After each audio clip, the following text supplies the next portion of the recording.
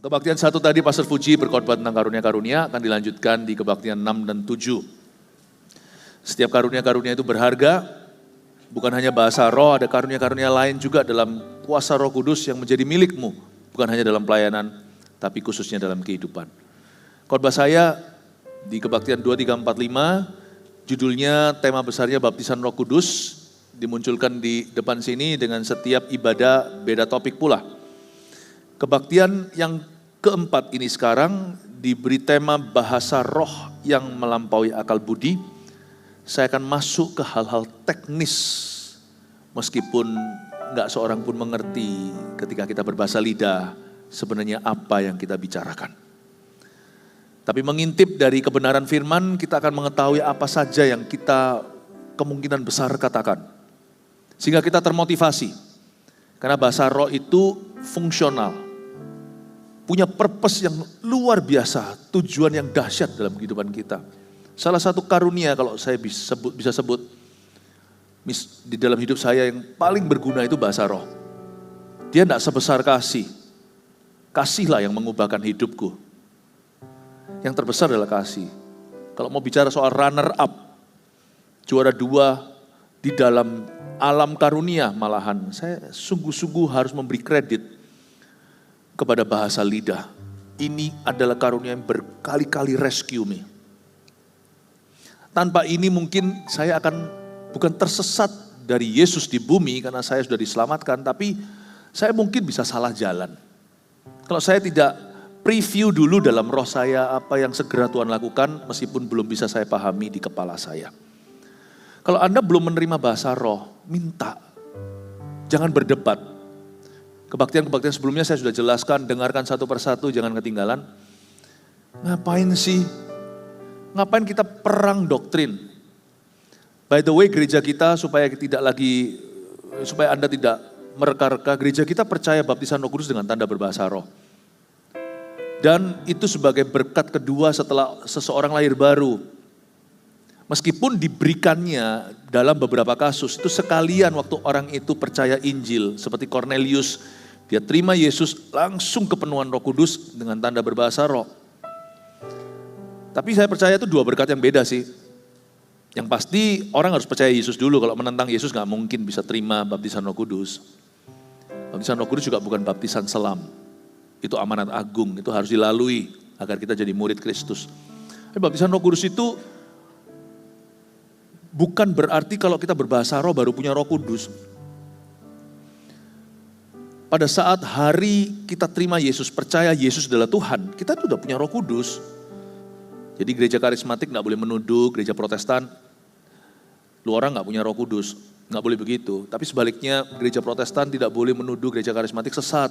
Saya rasa itu terlalu berat. Karena kalau kita perbedaannya hanya di doktrin tentang bahasa lidah, saya rasa kita tetap bersaudara. Kalau kita beda Yesusnya, nah itulah di level kesesatan atau bidat. Jadi mari kita berhenti saling menuduh. Kalau yang gak mau ya gak apa-apa, gak usah paksa. Saya sih butuh, karena bahasa roh itu berguna bagi aku. Coba saya akan jelaskan hari ini secara teknis ya. Bahasa lidah itu kenapa? Supaya kita bisa make sense a bit. Bukan supaya masuk akal ya, tapi supaya masuk hati. Mari kita baca dulu. 1 Korintus 14 ayat 14-16. Kita baca bersama aja karena singkat. 2, 3. Sebab jika aku berdoa dengan bahasa roh sama-sama, maka rohku lah yang berdoa. Tapi akal budiku tidak turut berdoa. Jadi apakah yang harus kubuat? Aku akan berdoa dengan rohku, tetapi aku akan berdoa juga, dengan akal budiku.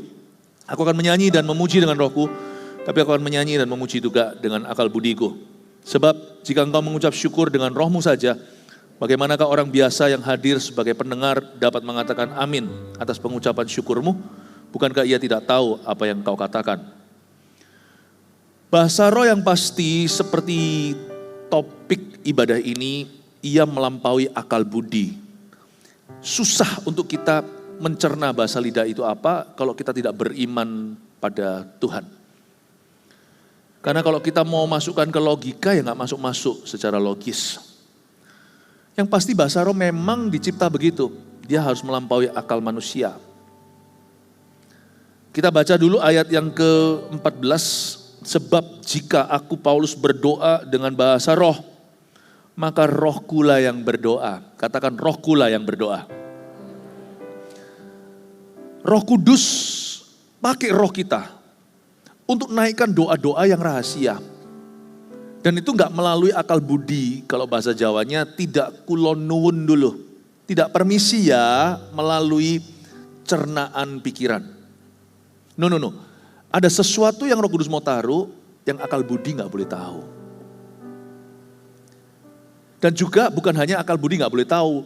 Dia mau tahu pun enggak bisa tahu. Masa depan bagaimana bisa kita mengerti. Ada rencana-rencana Tuhan terlalu ajaib bagi kita hari ini.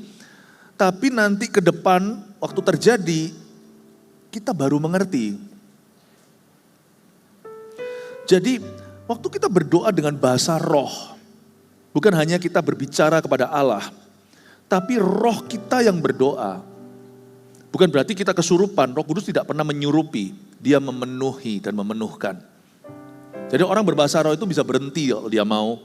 Makanya itu ada orang yang sudah terima bahasa roh, baptisan Roh Kudus dengan tanda berbahasa lidah, namun dia kurang paham dan kurang diajar di itu, apalagi kalau berada di dalam gereja yang tidak sefaham dengan karunia yang dia terima, nggak ngerti ini, maka tidak jarang kita dengar orang itu sudah nggak pernah pakai lagi. Dia nggak tahu untuk apa sih. Lalu lain kali waktu dia KKR di mana atau datang ke gereja kita, lalu terjadilah new flame, diperbaharui. Atau ada juga yang klaim begini, aku sekarang udah nggak bisa bahasa roh, aku bisa lagi, bukan bisa lagi, selalu bisa, cuman mungkin padam. Karena kita kira ini pasti karunia iseng. Pertama-tama bahasa roh itu bukan yang terutama, kita harus melihat sumbernya. Allah kita itu nggak ada keisengan dia, nggak ada pertukaran bayangan. Jadi kalau Tuhan adakan itu dalam sejarah gereja, dan itu ada tertulis di dalam Alkitab. Di zaman modern orang bisa pro kontra, tetap kita melihat orang-orang yang berubah hidupnya karena terima itu. Harusnya membuat kita berpikir kalau Allah pasti punya tujuan yang bagus tentang ini. Kalau saya sih nggak mau pedulikan selokan, saya pasti perhatikan jalan raya. Kalau Tuhan bilang itu ada, jangan lupakan saya mau. Caranya gimana terima bahasa roh? Simple sih, minta. Kalau kita nggak merasa perlu ya kita nggak akan minta. Haus, percaya. Barang siapa minta diberi. Pada waktu ada suatu perayaan Pondok Daun, Tuhan Yesus berdiri di Yerusalem dan berkata, datanglah kepadaku yang haus. Barang siapa haus dan percaya bahwa firman itu benar, dari dalam dirinya akan mengalir aliran-aliran kehidupan memancar sampai kekekalan. Yang dimaksudkannya, ada komentar penulis yaitu Yohanes, adalah Roh Kudus yang akan dicurahkan. Sebab Roh Kudus belum dicurahkan karena Yesus belum ditinggikan. Percaya, bahasa roh gak bisa diajar. Bahasa roh itu paskut. Itu kode yang rumit sekali, bahasa paling canggih itu bahasa roh. Dan bukan pada banyaknya kosakata atau tonasinya. Tetapi ini adalah speaking by the power of the Holy Spirit to God. Berbicara kepada Allah dengan kuasa Roh Kudusnya, bahkan dengan keluhan-keluhan yang tak terucapkan. Bahasa roh itu menerimanya bukan dengan dilatih, gak ada les-lesan. Tapi waktu kita percaya, Tuhan berikan. Markus 16 katakan, kamu akan berbicara dalam bahasa baru, itu tanda orang percaya. Dan kalau kamu terima Roh Kudus, kamu akan terima kuasa. Kalau Roh Kudus turun ke atas kamu dan kamu akan menjadi saksiku, mintalah saja. Yohanes berkata, Yesus ngomong begini, yang haus hatinya. Kadang-kadang kesalahpahaman terjadi, Tuhan tidak pernah paksa karena Roh Kudus tidak pernah menyurupi. Kalau kita nggak mau, kita alergi ya kita nggak akan dapat. Karena itu sekarang mari kita samakan pemahaman. Bahwa bahasa roh itu adalah karunia yang sangat indah. Jangan takut. Dan sekali lagi jangan sampai kita tuduh-tuduhan. Yang belum berbahasa roh, belum punya Roh Kudus. Siapa bilang? Kalau kita percaya Yesus, kita sudah terima Roh Kudus. Jangan tuduh orang yang tidak berbahasa lidah, dia belum punya Roh Allah. Atau gereja yang tidak percaya bahasa roh, gereja itu gak ada Roh Kudusnya. Jangan gitulah. Tapi saya juga nggak mau gereja karismatik dibilang sesat. Just because you don't understand, Anda nggak mengerti, saya juga nggak ngerti sih bahasanya. Dan Anda nggak ngerti tujuannya, tapi kami tahu tujuan ilahi di balik ini. Jangan hakimilah. Biarin orang menghakimi, Anda jangan terintimidasi. Hati yang tidak mau dihakimi adalah hati yang tidak terintimidasi. Saya nggak peduli kalau gereja seluruh dunia mulai menyingkirkan bahasa lidah dari pertemuan ibadah mereka. Kita tetap adakan. Asal ibadah sebelum ini topiknya berbahasa roh pada tempatnya. Di kebaktian kita, bahasa roh itu diletakkan persis dekat sebelum khotbah. Di dalam penyembahan, jadi fungsinya adalah untuk worship, tepat guna. Berdoa nanti altar call, kalau kita doain orang di depan sini bahasa roh. Karena kita perlu bersyafaat dengan tepat. Berbahasa lidah itu mendoakan kebutuhan secara spesifik tanpa kita sadari. Dan tepat sekali. Untung saya bisa berdoa bahasa roh untuk papa mama saya. Karena sebagai anak, saya nggak ngerti harus gimana mendoakan orang tua saya. Kecuali untuk panjang umur, tubuh sehat, semualah doa-doa yang positif-positif. Tapi misalnya hari ini Anda dan saya papa mama, Anda punya anak sekarang di Army of God, dia teenager atau remaja. Siapa tahu nih, ada masalah di ranjang pernikahan Anda, masa anak harus doakan begitu kan malu, dan bisa merusak iman mereka. Tapi kalau sekarang lagi ngalami kebutuhan, ada masalah keintiman antara papa dan mamanya, anak gimana terlibat dalam permasalahan papa mamanya dengan mendoakannya tanpa dia tahu terlalu banyak dan dia rusak. Bahasa lidah lah, itu bahasa gak bisa digosip tuh, isi doanya. Bahasa roh itu powerful sekali, luar biasa. Kalau kita itu dibaptis roh kudus itu bukan berarti kita terima roh kudus. Baptisan roh kudus itu mengubah kitanya yang dibaptis dengan roh kudus, bukan roh kudusnya bertambah. Tapi kitanya itu dibukakan dimensi yang sebelumnya kita kurang masuk ke sana. Baptisan Roh Kudus itu seperti semua rintangan untuk perkara-perkara yang supranatural itu ditarik, diblongkan sama Tuhan. Bukan berarti tidak ada pengendalian diri, tetapi terbuka pintu to the supernatural in your life. Terbuka pintu terhadap perkara-perkara dan karya Roh Kudus yang supranatural. Itu kita perlukan. Berbahasa roh itu luar biasa. Sebab jika aku berdoa dengan bahasa roh ayat 14, maka rohku lah yang berdoa. Satu elemen manusia yang dipakai waktu berbahasa roh itu rohnya. Rohnya dihidupkan saat dia lahir baru, tapi waktu dia dibaptiskan dalam Roh Kudus, roh itu keluar. Itu urapan. Ulang lagi ayat 14, sebab jika aku berdoa dengan bahasa roh, maka rohku lah yang berdoa, tetapi akal budiku tidak turut berdoa. Memang tidak boleh lewat akal budi. Ada hal-hal tertentu hanya roh yang tahu. Jadi ayat 15, apakah yang harus kubuat, kata Paulus.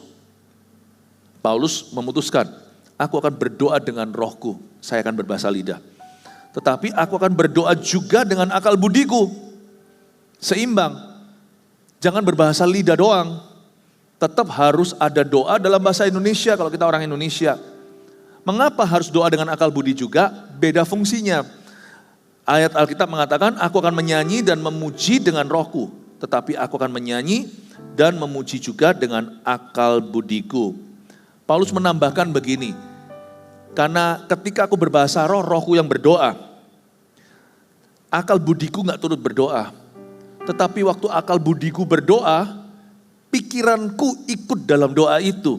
Kira-kira begitu dalam bahasa sehari-harinya. Jadi apa yang harus kubuat, ayat 15, Paulus berkata, aku akan berdoa dengan rohku, aku akan rajin mendengungkan bahasa lidah yang telah kuterima sebagai karunia, tetapi aku akan berdoa pula dengan akal budiku. Aku akan menyanyi dan memuji dengan rohku, ini yang disebut dengan penyembahan dalam roh. Tapi aku akan menyanyi dan memuji juga dengan akal budiku. Kasih poin satu dulu, saya kasih early, lebih dini, nanti rangkumannya terakhir. Berdoa dengan bahasa roh, membangun manusia roh atau manusia batinia kita. Sedangkan pikiran kita nganggur. Ya. Jadi pahami dulu. Waktu kita berbahasa roh, manusia roh kita dibangun.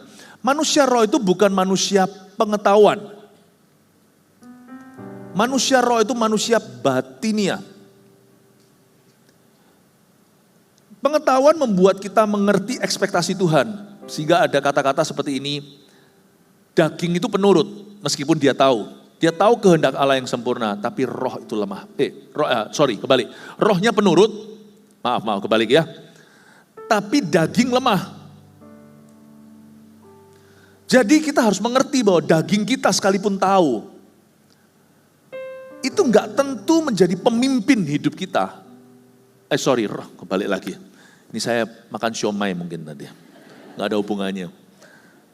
Roh kita tuh tahu, maksudnya roh kita tuh tahu apa yang benar, tapi enggak tentu dia jadi pemimpinnya. Tapi daging kita. Misalnya kita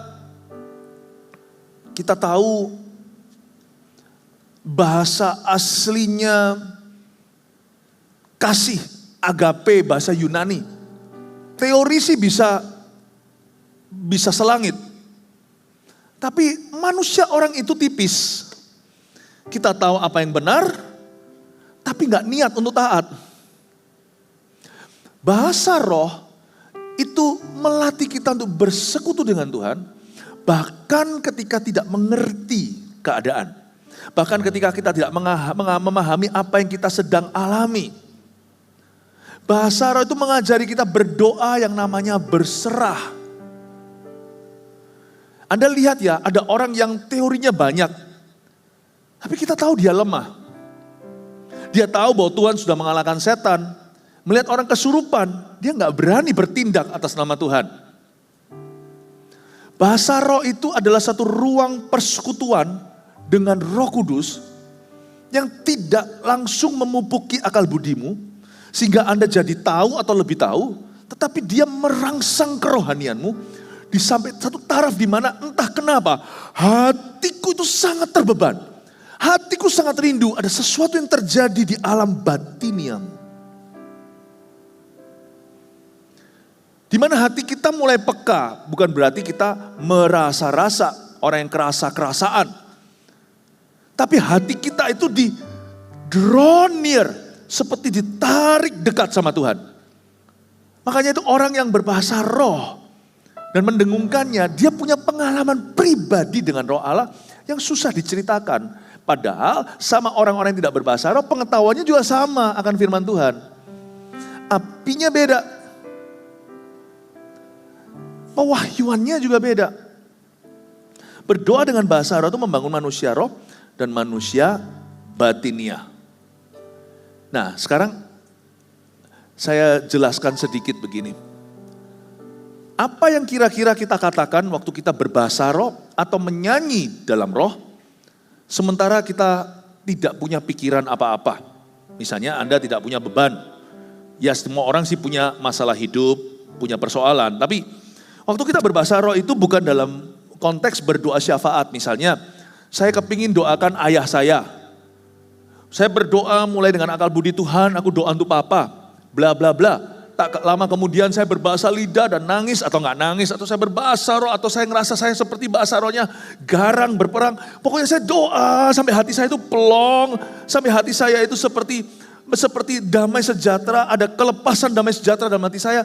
Dalam hati saya, karena saya nggak tahu saya ngomong apa. Saya tahu bahwa doa saya ini sampai ke tahta Allah. Dan saya sedang memainkan not-not balok yang tepat untuk kebutuhan Papa. Kalau saya berdoa begitu kan berdoa syafaat. Tapi kalau saya berbahasa roh tanpa memikirkan sesuatu. Setiap pagi saya lakukan itu, kadang-kadang belum bangun nih. Saya masih ngantuk. Pagi tadi juga. Saya berbahasa roh 40 menit itu biasaan saya. Gak perlu ditiru karena setiap orang beda. Saya punya satu perjanjian dengan Tuhan, saya berbahasa lidah sebelum kaki saya menginjak tanah. Tiap pagi lidahku mengetuk sorga. Karena lidah itu nakoda. Saya tahu kalau lidah saya udah nyampe ke sana, kaki saya pasti mengikuti, karena nakoda itu yang setir kapal. Nah, saya berbahasa roh gitu ya, kadang-kadang ngantuk ya. Saya nggak tahu ngomong apa. Dan saya nggak mikirkan doain siapa, doain jemaat pun tidak. Karena saya lagi ngantuknya itu berbahasa roh, tapi saya berusaha untuk makin bangun. Tapi anehnya ya, setelah saya selesai berbahasa lidah tiap pagi disiplin pribadi, menit ke-40 saya bangun itu. Badan saya segar gak segar, capek gak capek, roh saya segar. Waktu saya bangun itu rasa kuat kayak seperti mau menguasai sesuatu.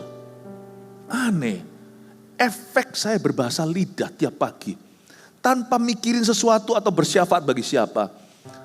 Waktu saya sungguh-sungguh bangun dari ranjang, itu manusia roh saya sudah dibangunkan.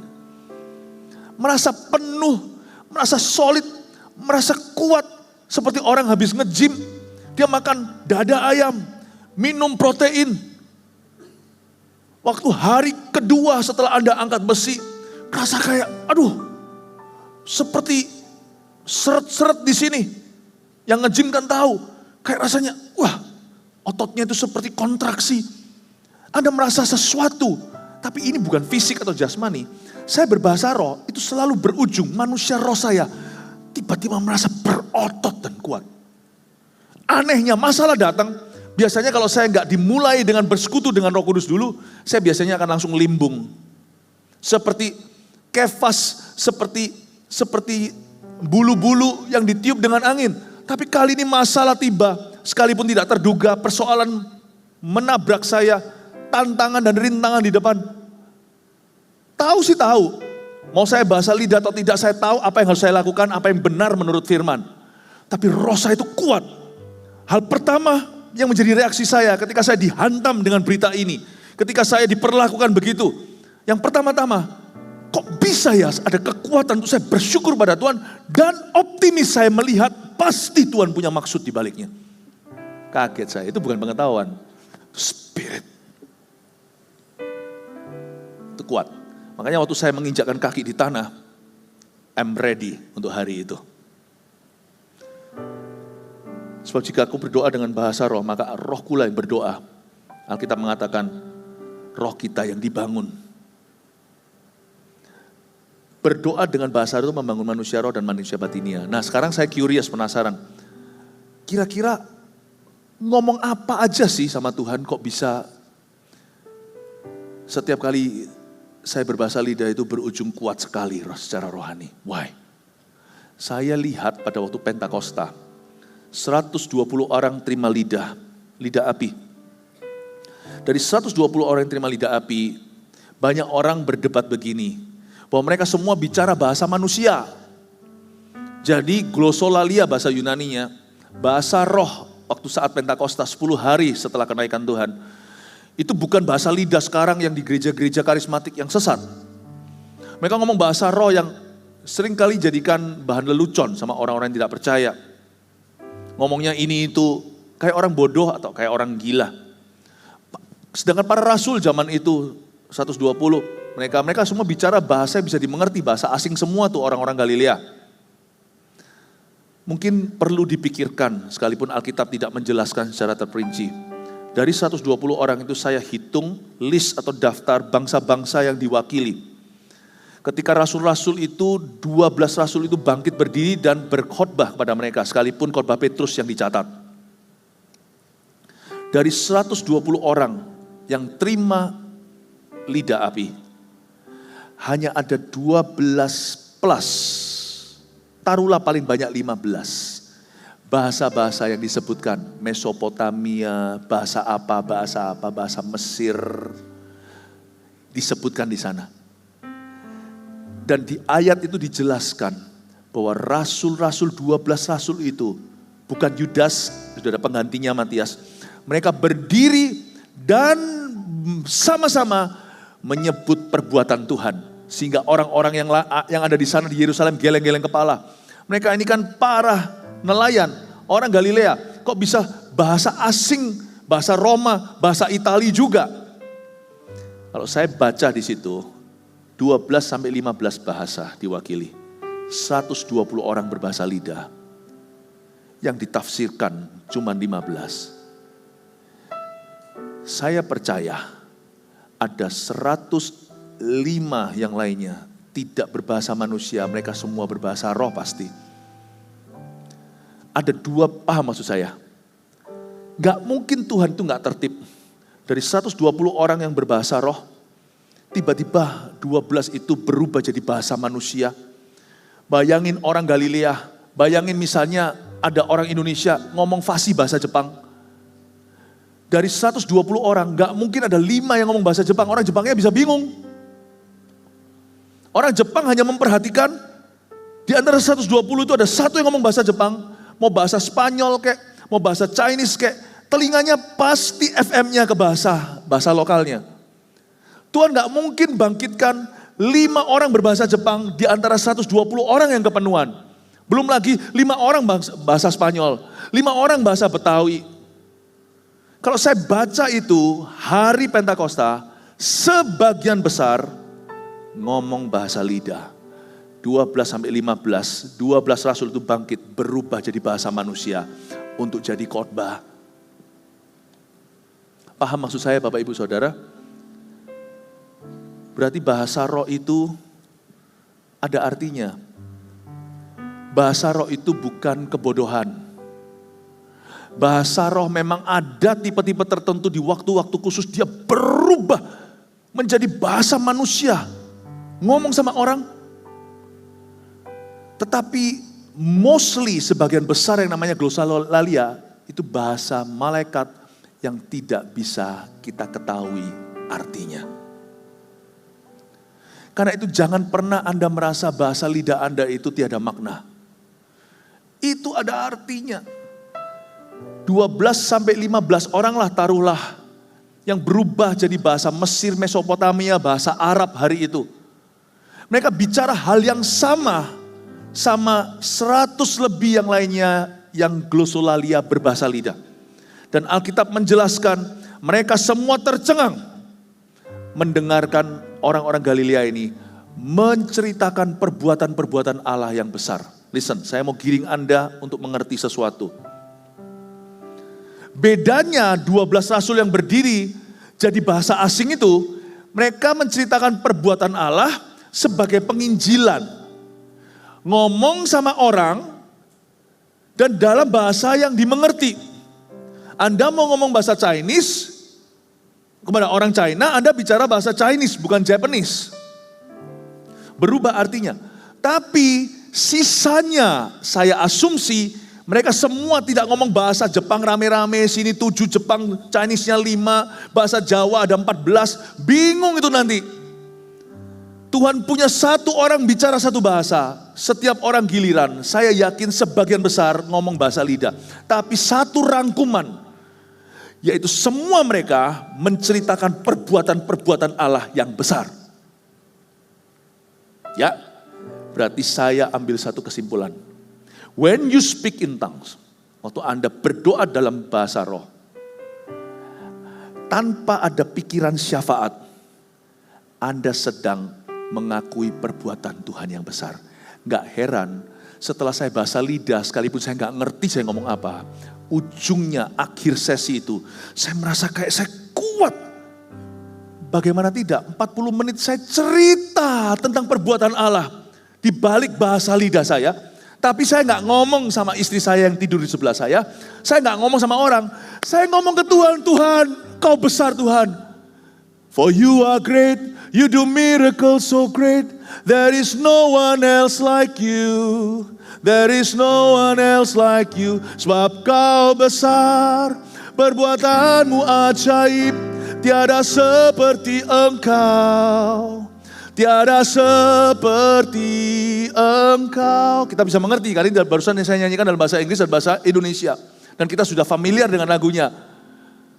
Meskipun saya nyanyi dalam bahasa yang lainnya yang mungkin Anda kurang mengerti atau tidak paham, Anda masih tahu lagu itu tentang apa. Karena lagu ini sudah dicipta di dunia. Tapi bahasa lidah adalah sesuatu yang baru grace hari itu. Tidak ada teorinya, nggak ada rumusnya. Jadi, tapi sama waktu kita berbahasa roh tanpa pikiran syafaat, tanpa mendoakan siapa-siapa, kita sedang menceritakan perbuatan Allah. Nggak heran setelah kita berbahasa lidah, kita membangun diri kita dan roh kita jadi kuat.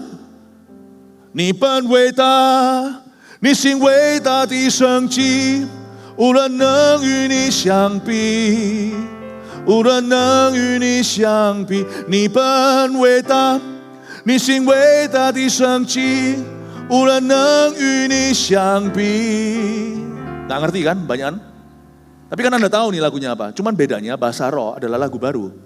Anda nggak tahu ngomong apa. 无人能与你相比. Jepangnya pun saya bisa. Toyota, Honda, Mazda, dan sebenarnya nggak ada bedanya sama kita nyanyi lagu yang kita tahu. Cuman bahasa roh kita nggak tahu. Dia lagu baru. Dan waktu kita mengucapkannya tanpa ada syafaat di pikiran, kita sedang mengeluh-elukan Tuhan kepada Tuhan. Bukan untuk ditafsirkan ke orang. Nggak heran kalau kita mengeluh sama Tuhan melulu, akhirnya kita lemas. Kita tidak termotivasi, kita hancur. Tapi kalau kita memuji, mengeluh-elukan Tuhan meskipun kepada Tuhan, itu balik bumerang ke kita. Roh kita jadi gagah. Kaget saya tiap pagi, saya selalu bangun tidur, kuat roh saya. Strong in spirit.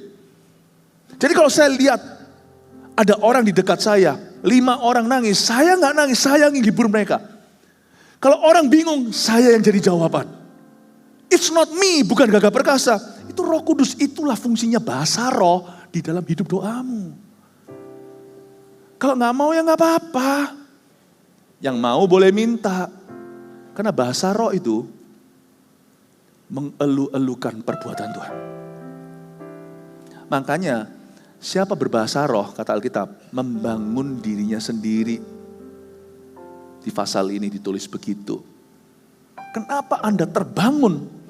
Ya pastilah kalau Anda memuji-muji Allah kita. Cuman kita nggak ngerti bunyinya tanpa makna di sebelah sini. Tapi di tembok sebelah situ, Tuhan tahu apa yang roh itu doakan. Karena dia mendoakan orang kudus, termasuk Anda dulu. Keluarga Anda, pekerjaan Anda, gereja, orang-orang yang Anda doakan. Dia mendoakan orang-orang kudus dan Tuhan Bapa Allah itu tahu apa yang didoakan oleh roh itu. Yaitu dia melalui keluhan-keluhan yang tidak terucapkan, mendoakan orang-orang kudus di sekitarnya. Speaking in tongues is very powerful. It's very powerful. Roh kita jadi kuat. Berdoa dengan bahasa roh, membangun manusia roh, manusia batinnya. Sebenarnya sama. Lu Pastor Philip, bedanya apa dengan orang kalau nyanyi dalam roh? Sama. Saya nggak tahu persisnya ngomong apa. Tapi kalau kita tidak pikirkan syafaat atau mendoakan siapa-siapa atau suatu beban di hati dan di dalam dada kita, kalau kita itu bicara bahasa roh dan nyanyi dengan roh, sama kok. Cuman bedanya, kalau nyanyi lebih meresap ya kan. Berapa banyak di antara kita nggak bisa ingat ayat, tapi sekali jadi lagu kita ingat. Waktu saya dulu masih di gereja yang konservatif, waktu saya masih kecil di gereja tradisional, itu ada lagu, sekarang kan lagunya jadi modern. Tapi lagu versi asli awalnya itu begini. Tuhan adalah gembalaku, takkan kekurangan aku. Tahu kan? Mereka yang pernah dari gereja-gereja lama kan tahu lagu itu. Dia membaringkan aku di padang yang berumput hijau. Dia membimbingku ke air yang tenang. Dia menyegarkan jiwaku. Yang bisa nyanyi sama saya tahu itu berarti dari gereja-gereja lama taunya. Dia menuntunku ke jalan yang benar oleh karena namanya. Sekalipun aku berjalan dalam lembah kekelaman. Saya itu dulu nakalnya bukan main, tapi bisa hafal ayat gara-gara tiap minggu di gereja lama nyanyi lagu ini. Nyanyi itu meresap. Saya gak pernah berhenti sampai berbahasa lidah. Saya menyanyi dalam roh setiap hari. Karena itu masuknya itu luar biasa di dalam jiwa kita. Ya, tapi zaman sekarang nyanyinya beda. Tuhan adalah, lain ya. Engkau gembala yang baik, kau menuntun hidupku Kau bawaku ke air tenang, menyegarkan jiwaku. Sekalipun ku berjalan dalam lembah kekelaman. Ada ngaku gak? Gara-gara lagu ayat jadi mudah untuk kita ingat. Makanya tidak berhenti sampai berdoa dengan roh, tapi juga menyembah dalam roh. Tiap pagi saya menyembah dalam roh. Sudah gak jelas transisinya waktu saya berdoa, tiba-tiba saya menyembah. Saya mulai menyembah. Aneh sekali, bangun tidur tuh kuat. Sebelum saya hadapi hari itu, saya merasa seperti saya sudah diurapi oleh Tuhan. Bapak Ibu Saudara, bahasa roh itu melampaui akal budi, tapi supaya Anda lebih mengerti, sekalipun kita nggak akan tahu persisnya kita ngomong apa, barang siapa berbahasa roh, termasuk di kejadian pertama Pentakosta, cuman menjadi 2 jalur bermata 2, yang satunya 12 rasul dipakai berdiri untuk ngomong sebagai pesan pada manusia, tapi sisanya saya yakin mereka berbahasa lidah seperti yang kita ketahui hari ini di dalam worship service kita. Sama-sama kedua-duanya menceritakan perbuatan Allah, cuman yang 12 sama Tuhan di redirect untuk bicara ke manusia, sedangkan sisanya sebagai doa. Saya beritahu Bapak Ibu Saudara, Alkitab dengan jelas berkata, mereka mengeluh-elukan, menceritakan perbuatan Allah yang besar. Namun demikian, Paulus tidak berkata hanya sampai menyembah. Apa yang harus kubuat ayat 15, aku akan berdoa dengan rohku, tetapi aku akan berdoa juga dengan akal budiku. Katakan, berdoa dengan rohku. Kedua, tentang doa, poinnya berikut. Mendoakan suatu beban dalam bahasa roh adalah doa yang sangat efektif. Munculkan. Terima kasih. Ada kalanya kita berdoa untuk sesuatu. Misalnya pekerjaan kita ngalami gangguan. Karena kita tidak pernah kesurupan, Roh Kudus itu memenuhi, berarti dia bermitra.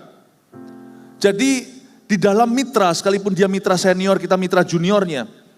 Kadang-kadang Roh Kudus yang tuntun kita masuk dalam doa yang kita nggak ketahui. Itulah bahasa roh penuh, tanpa intervensi. Di mana saya hanya berbahasa lidah, tanpa pikiran apa-apa. Tapi kadang-kadang kita punya pikiran, kita punya pergumulan. Namanya mitra itu setara, meskipun dia Tuhan, kita hamba. Terkadang kita yang membawa beban doanya, bukan Tuhan yang tuntun kita ke sana, tapi kita bawa Tuhan ke pergumulan doa itu. Itu pun diizinkan. Jadi bahasa roh, meskipun bahasa rohnya sendiri itu sama saja. Di segala waktu kita nggak mengerti, kita mengatakan apa, tapi terkadang kita bisa pakai bahasa lidah untuk mendoakan sesuatu yang akal budi kita sedang gumulkan. Misalnya pekerjaan. Lalu kita berdoa untuk pekerjaan, kita berdoa dengan akal budi, Tuhan aku berdoa untuk pekerjaan gini gitu. Setelah kita berdoa itu, saya tetap akan masuk dalam doa dalam bahasa lidah untuk pergumulan saya. Saya ajak Roh Kudus untuk bantu saya berdoa dalam kelemahan saya, Roma 8. Karena Roh Kudus membantu kita dalam kelemahan ketika kita nggak tahu harus berdoa gimana. Roh lah yang berdoa melalui kita dengan keluhan yang tak terucapkan. Dan Allah yang mengetahui maksud roh itu tahu bahwa kita, roh itu mendoakan melalui kita maksudnya. Bukan hanya hal-hal rahasia tapi juga orang-orang kudus di sekitar kita. Pada waktu kita bawa Roh Kudus masuk dalam pergumulan itu, Tuhan aku bergumul untuk suamiku. Saya yakin sekalipun kita nggak tahu kita ngomong apa, tapi kalau kita yang bawa Tuhan ke pergumulan itu, kita berbahasa lidah, bahasa roh kita mendoa syafaatkan secara efektif topik doa yang kita bawa. Jadi kalau saya berdoa untuk orang tua saya pernah mendoakan untuk papa saya. Papa saya hari ini adalah orang Kristen yang sangat cinta Tuhan. Tahun 95 beliau dibaptis, saya yang injili, saya yang menangkan. Cuma enggak gampang. Saya berdoa dari tahun 92 ketika saya bertobat, 3 tahun siang malam saya berdoa. Cuman doa untuk orang tua, pakai akal budi terbatas sekali. Karena saya nggak tahu harus mulai dari mana, berakhir di mana. Jadi saya doakan papa saya supaya dengan pengetahuan saya, dengan pengetahuan common sense lah, doakan supaya hatinya dilembutkan dan sebagainya. Tanpa saya mengerti, ternyata Tuhan bekerja dengan cara yang heran. Saya berdoa untuk papa 10 menit pakai bahasa Indonesia. Lama-lama saya menyadari bahwa setelah 10 menit, semua yang saya doakan berikutnya hanyalah repeat. Karena saya sudah kehabisan bahan, mau doakan apa. Sedangkan saya nggak tahu apa yang sesungguhnya beliau butuhkan. Atau apa yang diperlukan untuk membawa beliau kepada Tuhan. Saya mau doa dari sisi manapun rasa, apakah ini tepat guna. Jadi saya berbahasa lidah. Saya berdoa bahasa roh, saya berdoa 10 menit. Tapi saya bisa berdoa untuk papa saya tiap hari itu 20 menit. Sampai beliau bertobat. Saya doa dan sembahyang Tuhan, saya berbahasa roh. Dengan pikiran papa di dalam hati. Saya tahu bahasa roh saya pasti gak akan jatuh jauh dari pohonnya. Kalau topik pergumulan saya itu dan Roh Kudus saya ajak masuk ke area syafaat, bahasa lidah saya pasti berkenaan dengan itu. Karena Tuhan itu tidak akan membawa kita kepada sesuatu yang salah. Nah, saya mulai berdoa buat papa. Saya berdoa. Saya nggak tahu kenapa ya. Selalu dimulai dengan worry. Sebagai bayi rohani, saya worry, saya khawatir kalau nanti ada apa-apa terjadi pada ayahku yang belum selamat. Masa kami sekeluarga udah selamat tapi ayah saya binasa. Saya nggak mau. Saya doa 10 menit saya berusaha doa dengan sungguh-sungguh. Tuhan, saya doa dengan apa yang saya bisa tahu. Apa yang saya tahu atau yang saya bisa tahu. Saya doa dari segala sisi, coba saya skakmat. Setelah itu saya sadari setelah 10 menit repeat. Saya berbahasa lidah. Anehnya setiap kali saya setelah berbahasa roh untuk papa saya, nggak tentu 20 menit. Tapi pokoknya dengan segenap hati, segenap jiwa, segenap roh saya plong. Tiap hari 3 tahun berikutnya itu saya merasa plong. Saya nggak berhenti doakan ayah saya. Sampai saya berbahasa lidah dan merasa damai sejahtera. Tahu apa yang terjadi nggak? Saya mulai melihat hasil doanya. Di sekeliling ayah saya, teman-temannya satu-satu ke gereja. Mana gua tahu, saya harus doakan teman-temannya dulu. Satu-satu terima Tuhan, ke gereja. Saya doa papa kok belum mau ke gereja. Tapi tanpa saya sadari, untungnya saya tidak hanya berdoa dengan akal budi saya yang terbatas.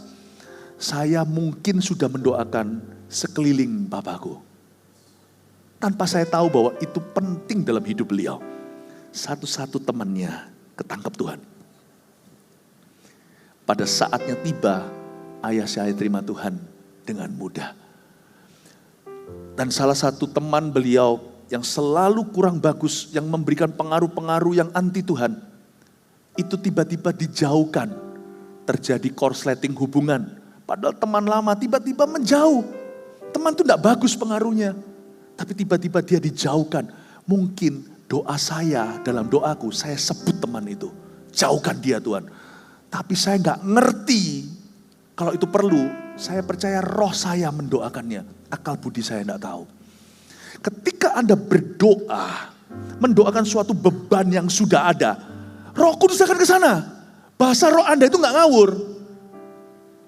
Bahasa roh itu nggak melulu disetir Roh Kudus, tapi waktu kita bergumul sesuatu, bahasa roh kita akan ikut ke sana, mendoakan itu. Tapi doa dalam bahasa lidah adalah doa yang super sensitif dan sangat efektif. Nanti pada waktu sudah digenapi, saya baru ngerti, oh, Roh Kudus seperti ingatkan, kamu jangan kira semua ini kebetulan. Seperti seorang ayah menepuk pundak anaknya, good job begitu. Tuhan seperti mau bilang sama saya, itu sudah kamu doakan. Lewat rohmu. Kok bisa itu loh. Temen yang bawa jauh dari Tuhan, bisa tiba-tiba jauh, gak akur lagi. Teman-teman yang lainnya satu-satu kena, itu gak mungkin kebetulan. Itu pasti ada yang doakan. Dan semua pendoa gak sadar kalau itu kebutuhan. Tapi roh saya tahu, melampaui akal budi saya, seorang remaja yang gak tahu apa-apa. Saya mendoakan papa saya dalam tuntunan Tuhan untuk terima Yesus. Bapak ibu saudara, waktu Anda berdoa untuk suatu beban, rohmu itu akan ke sana. Makanya kalau saya doain Indonesia, atau saya doakan Pastor Fuji, saya doakan, mana saya tahu satu persatu lagi ngalami apa, saya doa. Saya doakan untuk GMS di Sumatera, saya doa. Saya doa dengan apa yang saya tahu, dengan common sense dulu. Tapi setelah itu saya akan berdoa dalam bahasa roh, bahasa lidah. Saya minta Tuhan pakai saya, pakai roh saya. Kenapa doa itu harus melalui akal budi? Kenapa yang terhitung itu hanya melalui pikiran? Kalau saya bisa pikirkan, saya bisa bahasakan dalam bahasa Indonesia, baru itu terhitung sebagai doa. Kenapa saya tidak percayakan bahwa rohku juga bisa peka mendoakan sesuatu yang saya tidak tahu? Saya doakan betul-betul Tuhan, saya berdoa. Tapi karena saya tidak tahu, takarannya bukan lagi pikiran, takarannya bukan akal budi, takarannya adalah hati. Sampai hati saya. Nah, terserah. Kalau ada orang berkata, kenapa bergantung perasaan? Saya nggak akan minta maaf. Wong saya manusia diciptakan Tuhan dengan pikiran dan perasaan kok. Coba tanpa perasaan dalam pernikahanmu. Jadi apa tuh pernikahan kalau bukan jadi robot? Kadang-kadang Tuhan juga kasih intuisi. Salah satu intuisi yang harus Anda hargai adalah intuisi seorang ibu. Intuisi itu tidak objektif, subjektif, tapi bisa jadi tolak ukur. Tuhan tuh kasih kita feeling. Jadi saya nggak bisa tahu kapan saya berhenti doa sampai hati saya itu merasa plong. Besok seperti saya mendoakan lembaran baru, topik yang sama, doain ayah contohnya. Saya akan berdoa lagi, plong lagi. Jadi doa saya itu seperti akumulasi kuasa demi kuasa yang menggempur seseorang yang saya doakan. Atau saya doa untuk Sumatera, atau doa untuk pekerjaan Anda, doa untuk pergumulan Anda. Anda akan kaget nanti waktu Anda berdoa. Anda padahal mau keluar hutang. Tiba-tiba nanti Tuhan kirim seorang ahli. Misalnya apa segalanya, waktu evaluasi ternyata pabrik Anda ada satu divisi yang salah. Anda kaget, ini semua hasil doa, ini bukan kebetulan. Tapi Anda tidak pernah tahu, Anda sendiri belum menyadari. Tapi waktu Anda berdoa, Tuhan mau kirim itu. Mulai ada tuntunan spesifik. When you pray for your business, bahasa rohmu akan mengikuti ke situ. Tapi kan kita nggak pernah tahu bahasa roh kita ngomong apa. Karena itu kita harus berpikir dalam kategori. Kalau saya mikiri sesuatu, bahasa rohku ke situ. Kalau saya nggak mikir apa-apa, saya hanya mengeluhkan perbuatan Allah. Nothing tulus kan nggak pernah salah mendengungkan lidah kita. Makanya Amsal berkata, siapa mendengungkan lidahnya, siapa rajin melakukan itu, akan menuai buahnya. Rajin-rajin berdoa. Untuk anak Anda. Oh apalagi anak. Oh no. Kalau Anda berdoa, Anda akan terkejut ya. Kalau Anda berdoa cuma dengan akal budimu. Karena perbedaan generasi, Anda akan kaget. Prioritasmu bukan prioritasnya. Kita gak memahami dunia anak sepenuhnya.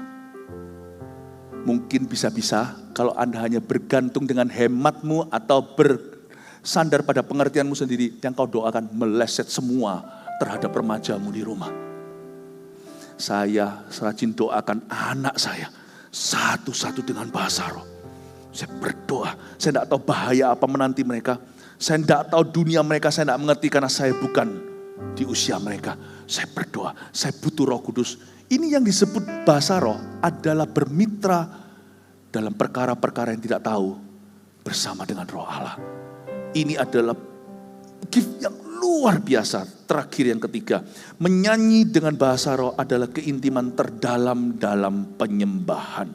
Makanya dikatakan di sana, aku akan menyanyi dan memuji dengan rohku, tapi aku akan juga menyanyi dan memuji juga dengan akal budiku.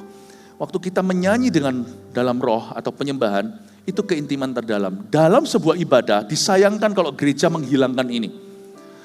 Lihat ya, bahasa roh di dalam ibadah kita itu menempati tempat yang sedikit loh. Bukan quantity tapi quality. Coba Anda lihat kalau kita menyembah Tuhan. Misalnya tadi berapa lagu nih? Kalian siapin berapa lagu tadi? 4 lagu itu semua lagu pakai bahasa Indonesia atau Inggris? 4. Bahasa roh itu nanti ada di somewhere di belakang. Dekat dengan firman. Penempatan bahasa roh itu sebelum firman menafsirkan dengan akal budi. Waktu firman gak bahasa lidah sama sekali. Bahasa roh ditaruh di penyembahan. Kalau Anda lihat, penyembahan kita itu mostly dalam bahasa Indonesia. Kita bukan gereja yang masuk bahasa roh dari pembukaan sampai akhir. Nanti ada tayangan semuanya, orang yang menyebutkan tayangan itu pakai bahasa lidah semua. Gak ada orang dibangun kalau begitu. Bahasa roh ada tempatnya. Di gereja kita, bahasa roh itu bukan kuantitas, kualitas. Kenapa ditaruh di penyembahan? Karena itu adalah keintiman yang tidak boleh ada manusia di antara Allah dengan setiap pribadi yang menyembah. Waktu kita berbahasa roh menyembah, itu gereja masuk dalam sebuah keintiman yang tidak bisa dicampuri sama WL-nya. Pengkhotbahnya semua kita tiba-tiba jadi just the bride of Christ. Menjadi mempelai wanita Kristus. Saya berdoa gereja kita tidak akan pernah berubah. Mau gereja-gereja mulai menyingkirkan penyembahan, kita nggak boleh lakukan. Sebab lagu yang paling tren dan paling viral pun tidak bisa mewakili 100% hatimu. Pernahkah Anda merasa, aku tidak bisa curahkan hati saya, hanya sebagian. Tapi waktu kita menyembah dalam roh, kita curahkan semuanya kepada Tuhan. Tahukah, lagu-lagu yang sudah ada, sekalipun favorit banyak orang, dia lagu lama. Tapi waktu setiap kali kita menyembah dalam Roh Kudus, semua kita menciptakan lagu baru. Dan lagu itu tidak bisa dirilis, tidak bisa jadi album. Itu lagu antara Tuhan dan you. Ada sesuatu yang dicurahkan. Itu keintiman yang terdalam.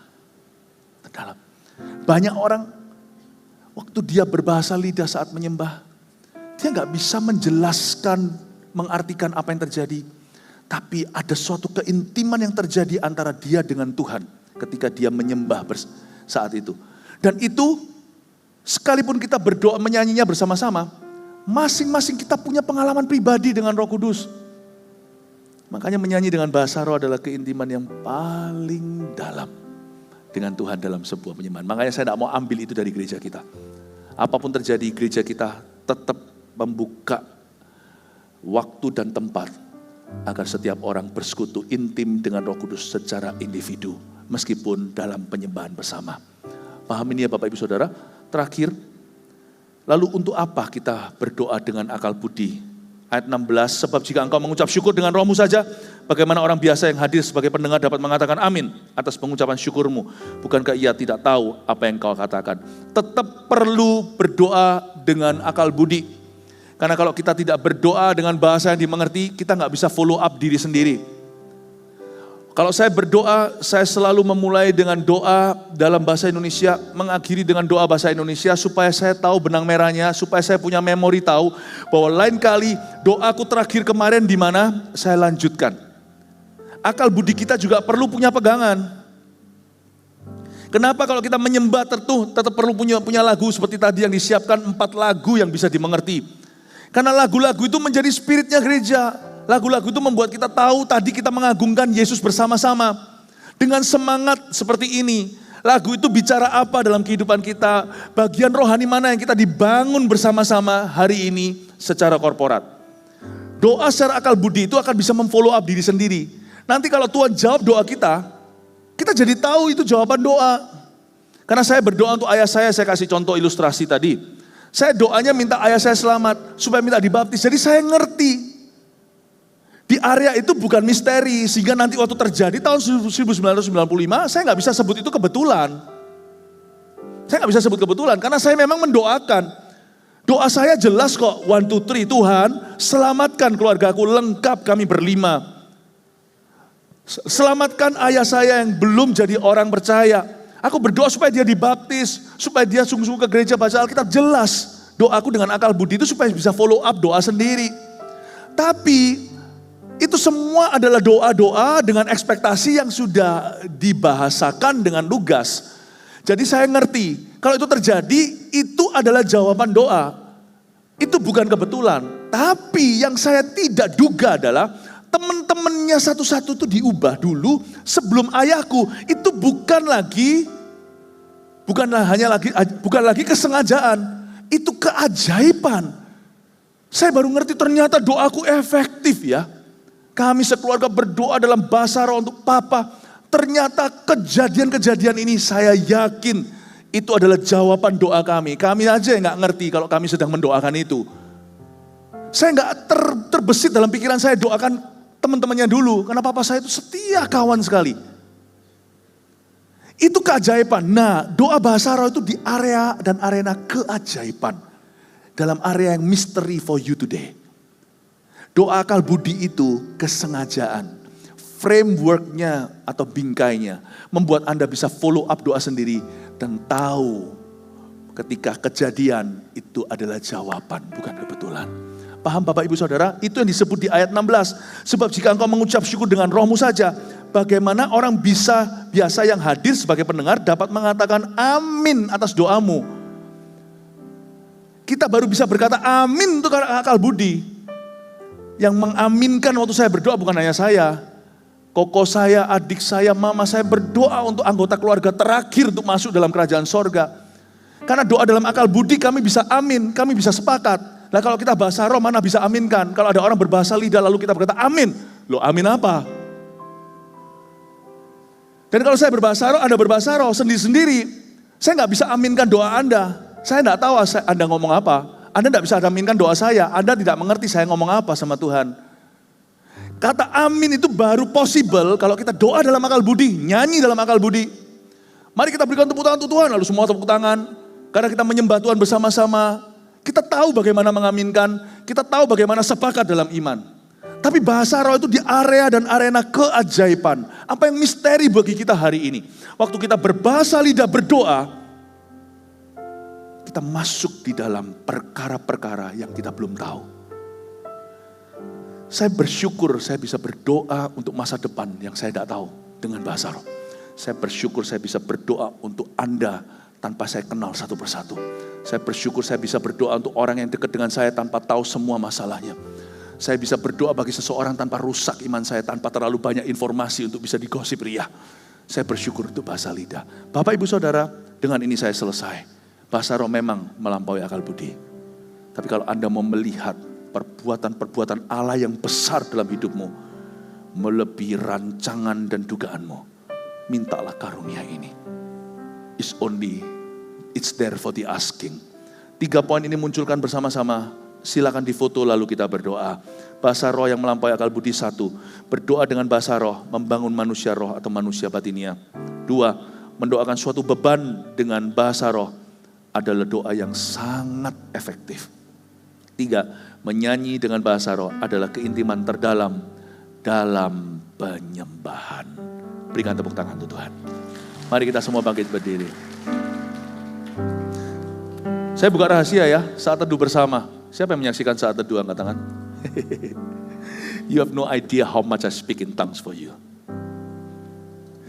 Nah, itu mana saya tahu. Ada orang tanya sama saya, Pastor Philip kok bisa tahu waktu hikmat marifat? Setelah firman diberikan, kok bisa tahu? Saya enggak tahu. Saya bahasa roh upload dulu sedikit, sebagian di download. Sebagian 2-3 di download, kena tepat sasaran. Yang lainnya dibangun imannya. Bapak Ibu Saudara, bagaimana kita bisa melayani orang yang kita tidak kenal? Thank God untuk bahasa lidah. Membuat kita peka, membuat kita diurapi. Bapak Ibu, bahasa roh bukan hanya berguna untuk orang yang tidak kau tahu. Terlebih orang-orang yang ada di sekelilingmu. Anak-anak saya dihujani bahasa lidah saya so much. Keluarga saya, hamba-hamba Tuhan yang ada di gereja. You know, I'm a very effective intercessor. Saya adalah pendoa yang sangat efektif. Karena kalau akal budi, Anda dan saya 11-12, pengetahuanku juga gak seberapa. Mana ada sih di antara kita yang tahu rahasia manusia? Rahasia hati sendiri aja gak ngerti. Tapi saya berbahasa roh. Kata Paulus, aku bersyukur kepada Allah karena aku berbahasa roh lebih dari kalian semua. Coba baca itu. Kenapa Paulus berdoa banyak dalam bahasa roh? Karena dia mendoa syafaatkan begitu banyak orang dengan tepat. Jemaat ini saya doakan. Sekarang giliran setiap Anda diajak Tuhan untuk berdoa syafaat. Kalau Anda punya karunia ini ya, ini teknologi yang supranatural. Ini luar biasa. Not only for your life, tapi orang-orang sekitarmu pun bisa mengaminkan dan merasakan dampaknya.